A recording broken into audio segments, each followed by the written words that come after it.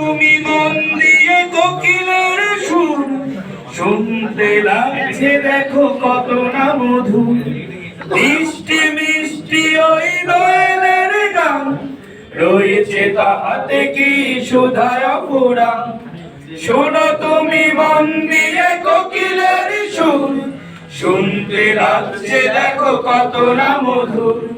মিষ্টি মিষ্টি ওই দোয়েলের গান রয়েছে তাহাতে কি সুধায় পুরাণ কোথা পেল তাহারে সুর মোলান জবাব পাবে দিল খোদা মহিয়ান আল্লাহ মহান আল্লাহ